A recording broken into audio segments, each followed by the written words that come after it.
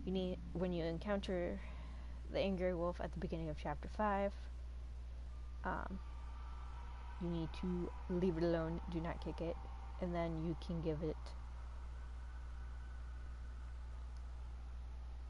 a bone if you choose to. And either way, if you give it a bone,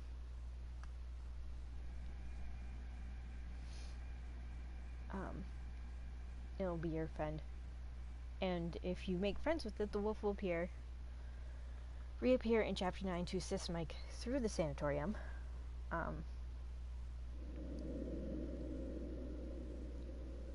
If Mike gets attacked by the Wendigo after you failed the do not move or certain QTEs, the wolf will jump in to save him and will ultimately die.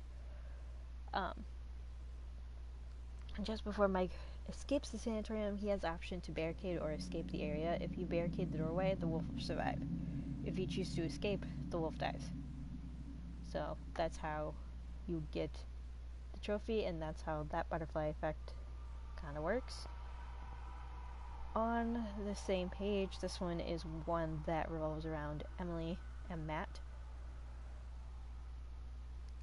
This is about Emily's plan to go to the tower, the fire tower. Whether you agree or disagree. If you agree, and Emily gives the flare gun to Matt, he will shoot it off right away. You will not be in control of Matt during this section, you will only be in control of Emily. So if he agrees to go with Emily, he will shoot the flare gun immediately and then will not be able to use it later in the chapter. If he disagreed, then he will stow it away without firing it and will be able to use it later in the chapter if he needs to.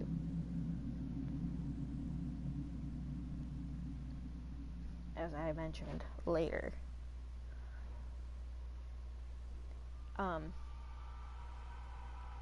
If he does not agree with Emily, keeps the flare gun, chooses to save Emily both times, falls deeper into the mine, and has to use the flare gun to save himself from the Wendigo. This will lead him to knowing about the Wendigo when he meets Jess later in the mines. I don't know if this impacts anything as far as gameplay, because I've never been able to trigger that, so we'll see if I can this time. Run or hide. This is basically the butterfly effect thing for the psycho chase of Sam.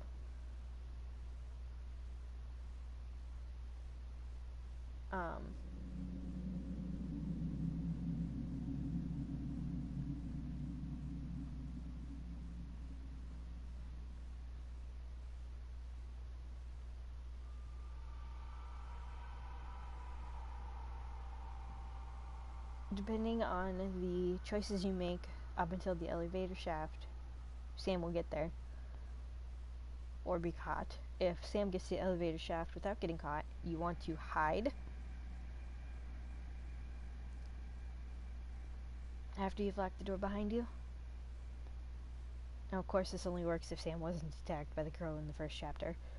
And if you make noise or keep running or fail to turn off the light, the cycle will find Sam. In self-defense, this is very similar to... Actually, no, it's not. This is the other one I was thinking of. This is the butterfly effect thing for the elk, if Matt chooses to harm the elk, or if he does not. This is also where one of his deaths occur, so I mentioned it earlier. Basically, if he harms the elk, he will be tossed off the cliff, and you'll be giving QTEs to try to save him. If you fail any of them, he dies. But if you do not attack the elk and leave them alone, they will move aside as he and Emily slowly move forward. Who gets the gun? This is basically the flare gun. We already know how that all works. I already went over that.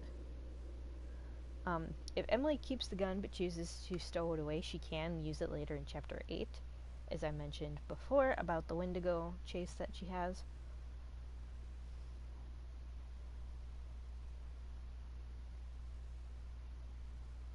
The next one is called Save Yourself. This one is also about Matt and Emily at the fire tower.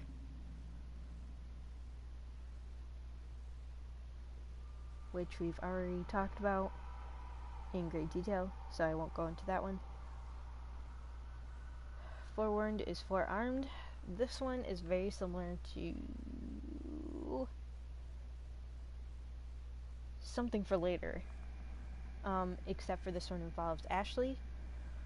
Just after her and Chris exit the boiler room, if she finds the pair of scissors, she will then later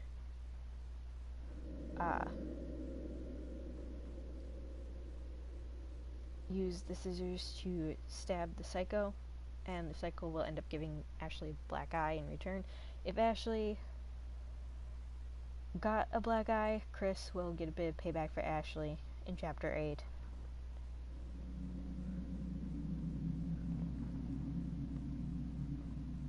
Then we have Stick Together. This is about Ashley and Chris. At the very end, it's like Chapter 8 or 9. Or no, Chapter 6. It's when they're over by the Psycho's workshop. You have the opportunity as Ashley to follow Chris or to investigate the movement. I don't really know if this affects anything, but if you choose to follow Chris, you will immediately find, depending on if Sam was able to escape the Psycho in Chapter 5, you'll either find Sam tied to a chair or a dummy tied to a chair dressed in Sam's clothes right away. But if you choose to investigate the movement, you will see the Psycho in his workshop and then find that. So that one's not really interesting. Point Blank is the one with Ashley and Chris. This is the one that revolves around Fatal Grudge and the other trophy that's tied to Fatal Grudge.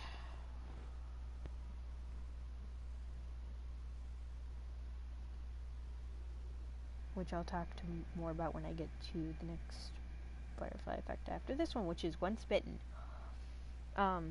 This is about Emily's chase when she's pursued by the Wendigo.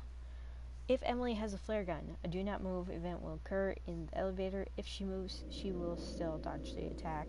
If Emily doesn't have a flare gun, the elevator event won't happen and she will automatically get bitten at the top of the conveyor belt. If Emily has a flare gun, she can use it to defend herself at the top of the conveyor belt. If she hits the Wendigo, she will get by unscathed. If she misses, the Wendigo will bite her.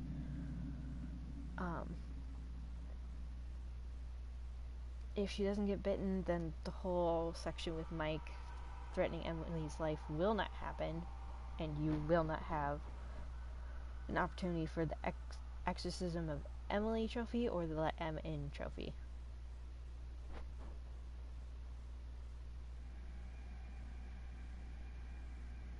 Which means you will not have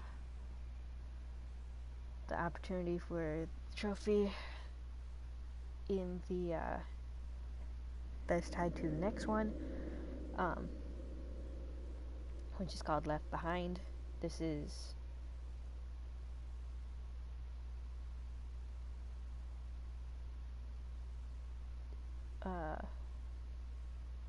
this one depends on if Chris survived the Wendigo attack in Chapter 8.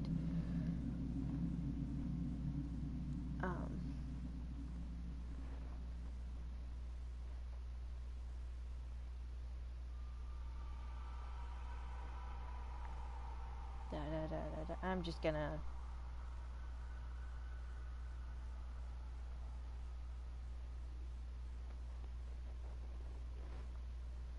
move past that. Last one is Important Discovery. This one is the one that revolves around Sam finding Hannah's journal. If Sam finds Hannah's journal, she will tell Joss that Hannah must have been alive down in the mines and resorted to eating Beth to survive.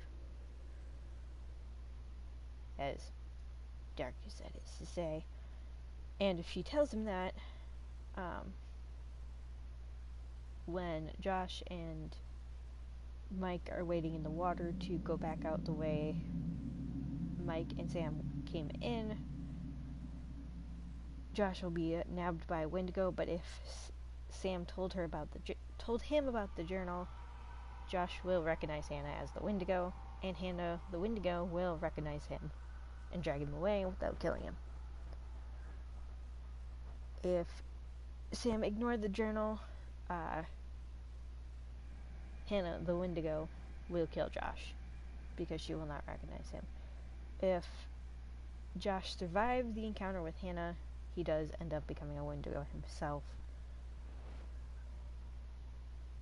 And then the last butterfly effect is the result of chaos, which just tallies all the fates of Sam, Ashley, Emily, and Chris, assuming they didn't get killed before the lodge was destroyed. The fates for Matt, Jessica, and Josh are listed in separate butterfly effects at the end. So that's all of the butterfly effects.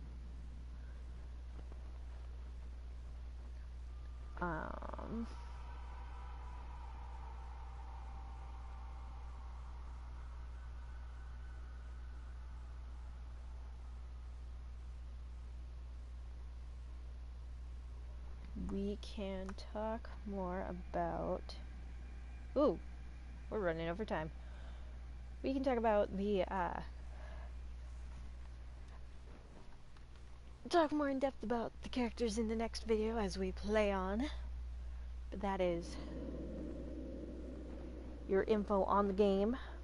Again, in the description below, I will include the 2 collectibles that we were able to find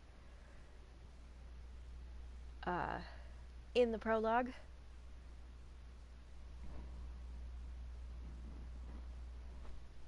And I believe that is going to be all for this stream. So, until the next one, be safe and be kind.